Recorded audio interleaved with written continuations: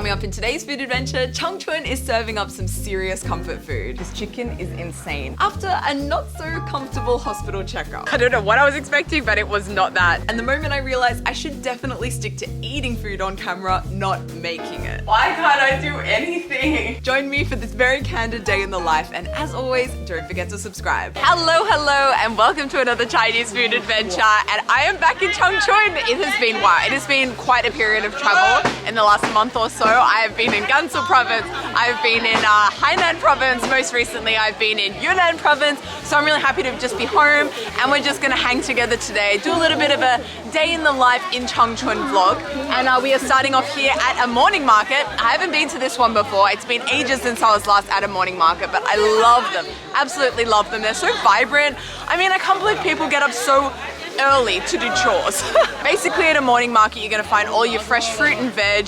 Also got a lot of like spices here, like Sichuan peppercorn, cinnamon and chili over here. You can really get everything here. You've got some fruit here, you've got some seaweed here, you've got some windows here. It's your one-stop outdoor shop for all your daily necessities, and since these markets are only open in the morning, usually until around 9 AM, there are also a host of breakfast options for hungry morning shoppers. I've been drawn to this stall here, which is definitely giving me like Saturday morning at the football field vibes. The grill is out, we've got some meat and some egg being grilled there, and they're making these little hamburgers inside Sholbing with all these sauces and a lot of ingredients actually. So I've got myself one and I'm going to treat myself to a little breakfast. In case anyone is interested, this burger cost me 4 renminbi. That's like 50 cents. They have some tables over here. This guy really wants me to buy his burger. He's been on me for the last 5 minutes. 南方风味。南方的 OK， 你是南方的吗？我是南方的，我是湖北的。哦，湖北的。你是哪里啊？ 澳大利亚的。澳大利亚的。 This has suddenly gone from a good-sized breakfast to an absolutely massive breakfast. I've been walking up and down a few times getting some video before actually going in ordering my breakfast, and every single time I walk past this baozi stand, he has been so enthusiastic trying to sell me his baozi, so I decided let's get some of his baozi. They're nice baozi, they're fluffy, they've got some nice savory meat in there, slightly sweet as well. It goes well with a nice little bit of vinegar as well. I think mostly what I'm liking about this breakfast experience is I've got the sun shining down on me, I've got a canopy of trees above me, I'm in this farmer's market eating a basket of baozi. Also very mindful of the fact that I do not want to neglect my burger here.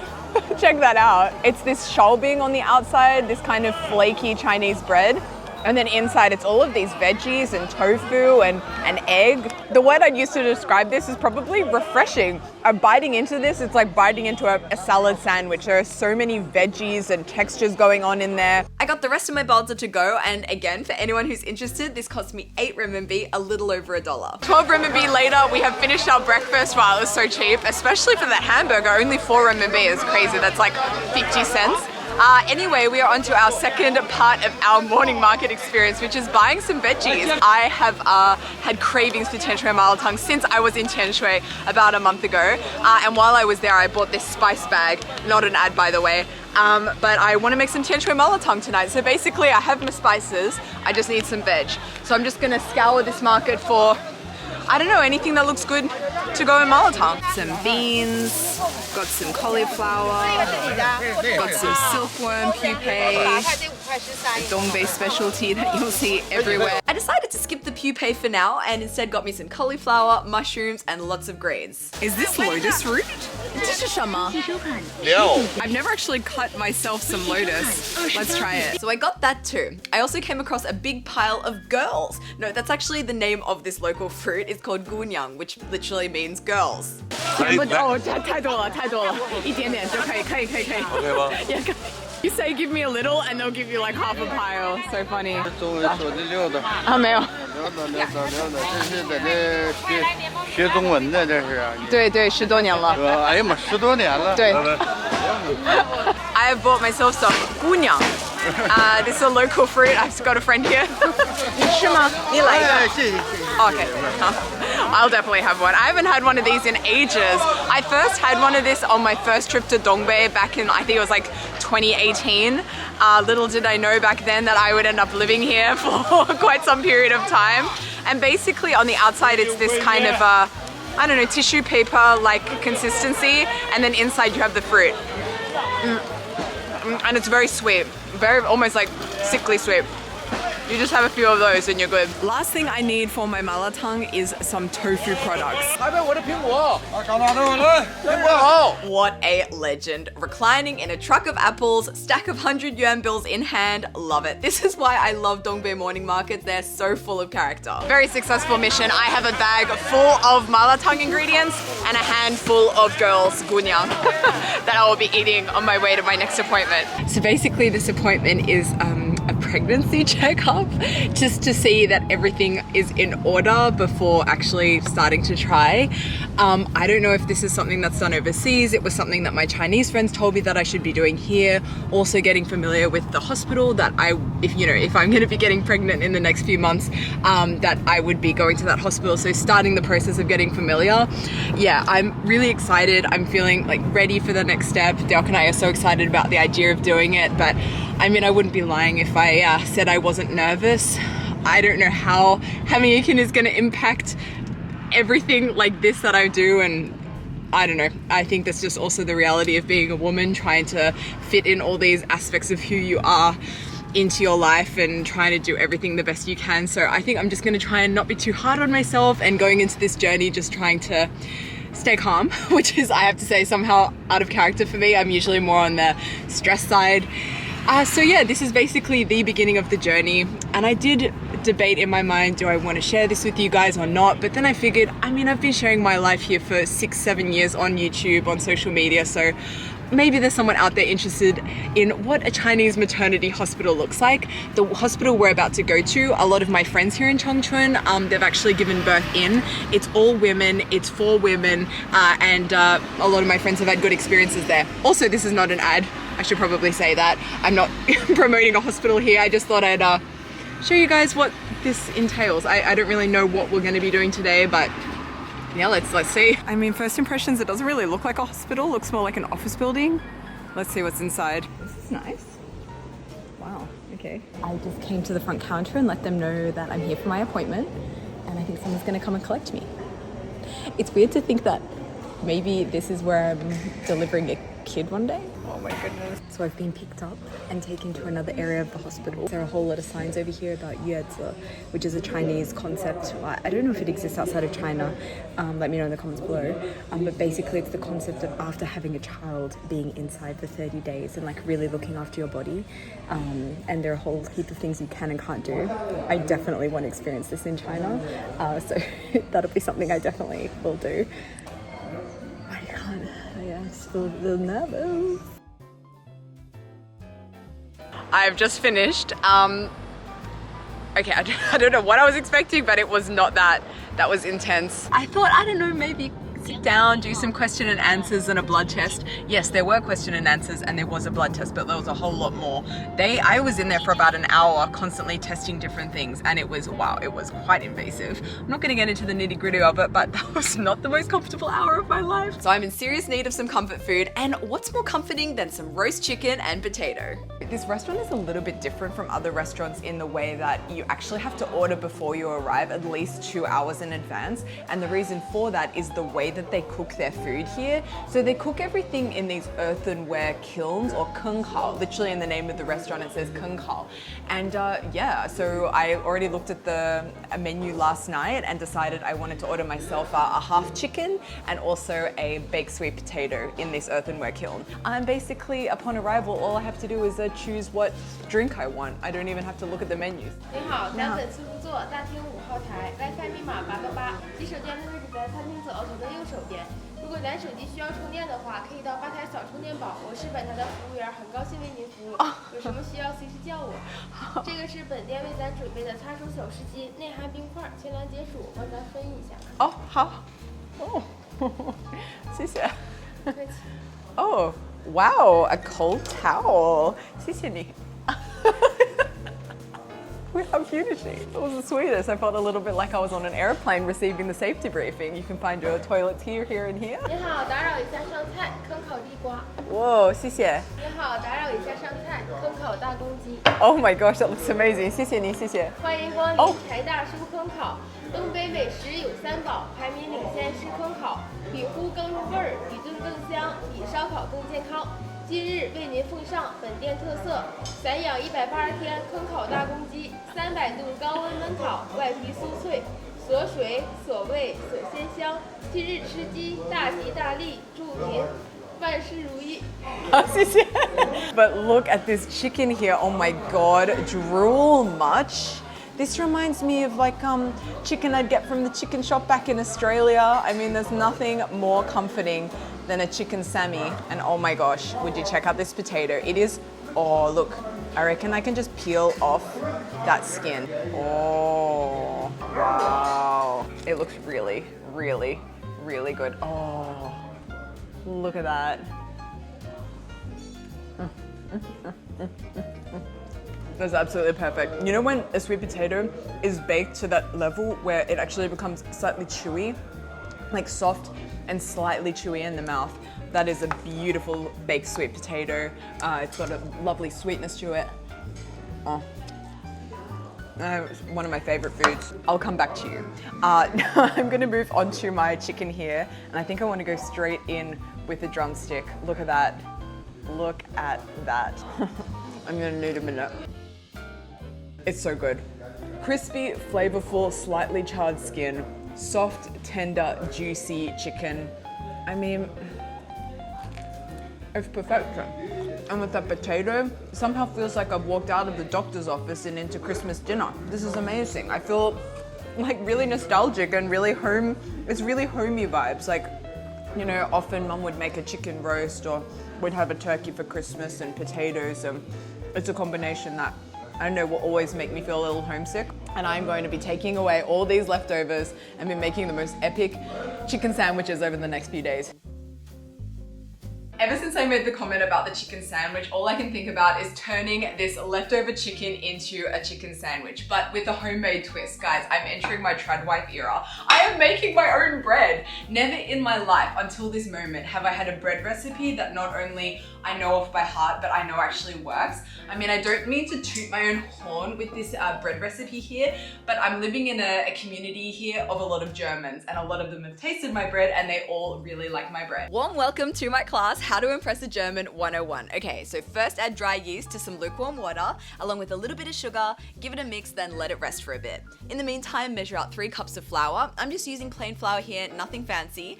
Now I'm gonna make a well in the middle where I'm gonna pour this yeast that is, wow, really frothed up in the last few minutes. I add that to the well, then make a little yeast ball in the middle. Not sure why I do this. This is how my Turkish friend taught me, and she makes the best bread ever. So what she does, I do.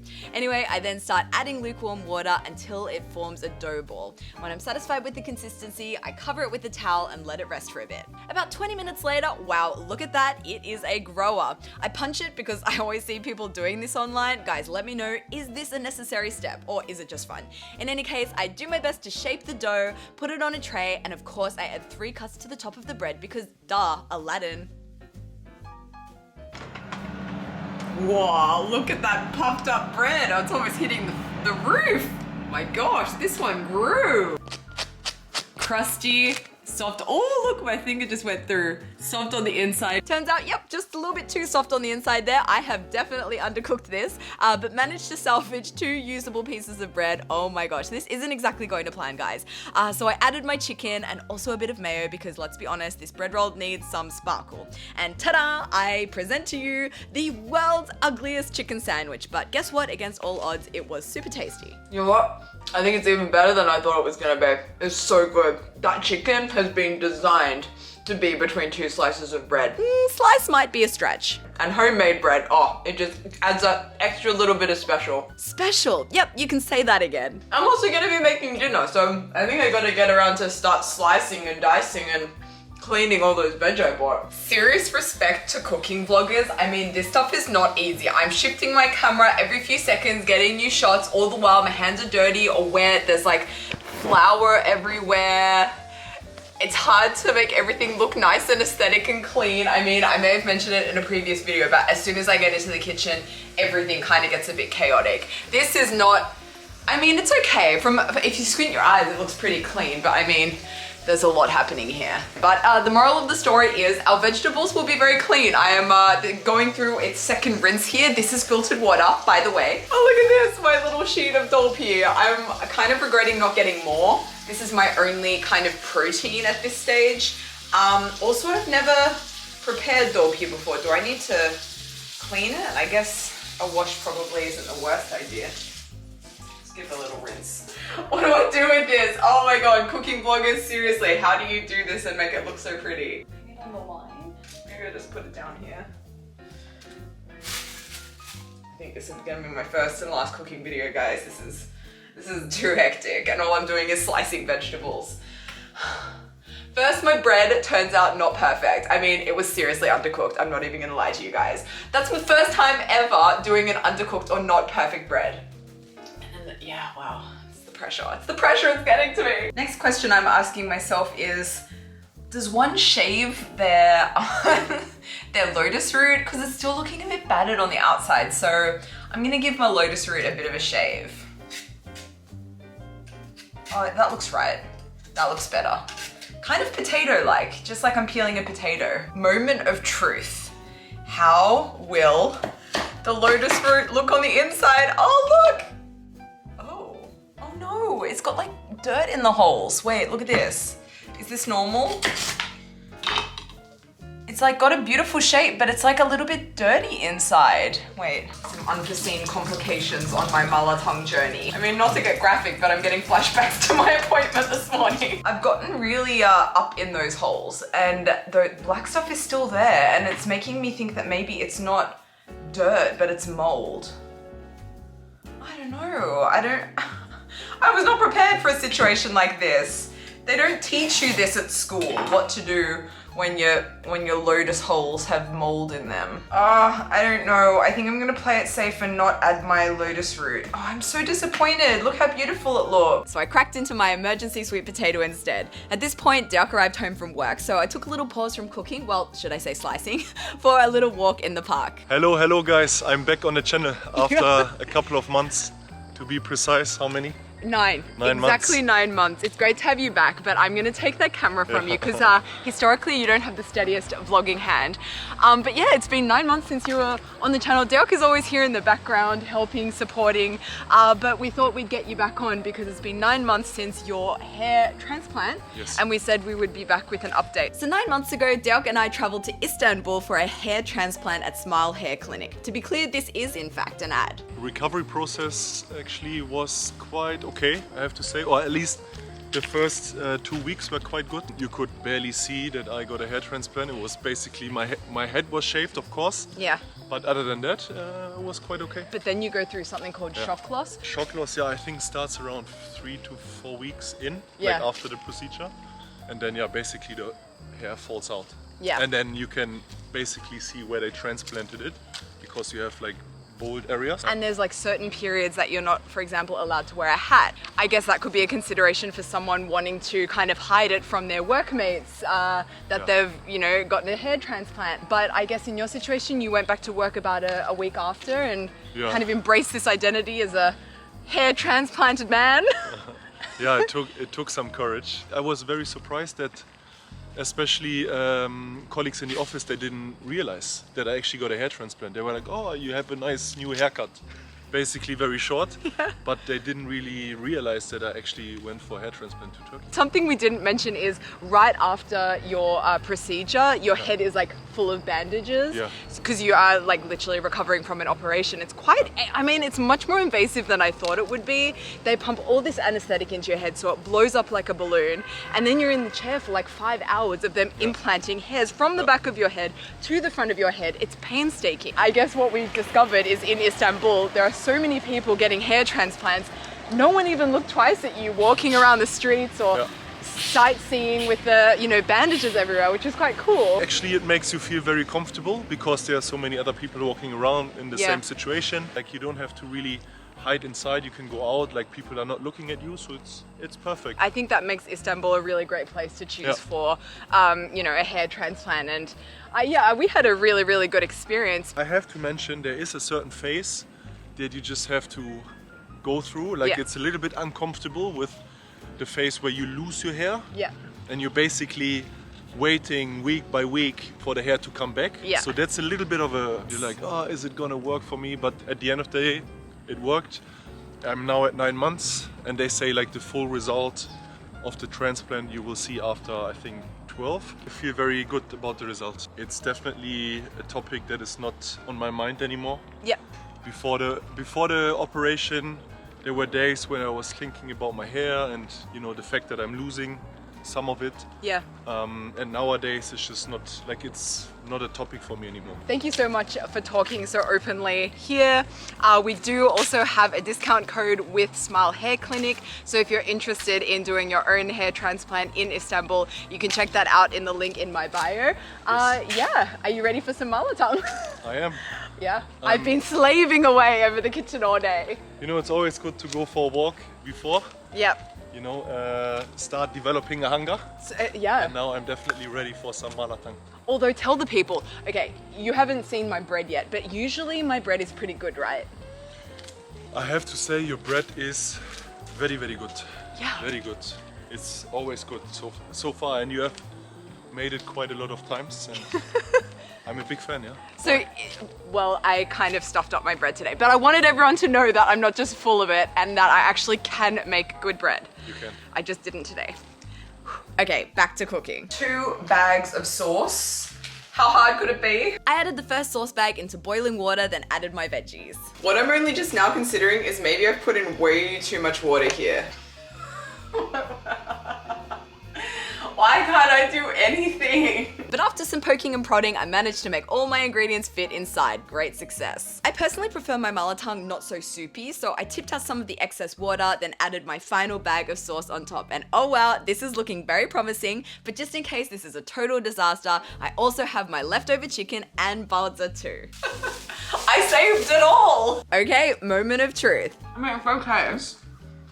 It's good. It's good. It has a bit of a spice. I think maybe it just needs a little bit of some salt or something. And then I had the most brilliant idea, pairing that malatang with some of the chicken from today. Now it feels right. Now it tastes good. One of my favorite ingredients in China. What? Tofu. The dopi. I cut it myself. Yeah? Yeah, it came in a big sheet and I cut it myself into little spaghettis. It was somehow the highlight of my day. Very good. That'll bring us to the end of today's food adventure. Thanks so much for watching. It's been a bit of a different vibe today, a bit of more, you know, day in the life. Got a bit vulnerable here and there, but yeah, I think heading into this next phase of life, exciting phase, getting married in a month. Who knows what comes after that. I'm excited to bring you guys along for the ride. So yeah, as always, don't forget to like, comment, and subscribe. Thanks for stopping by, and I will see you next week on my channel. Bye guys.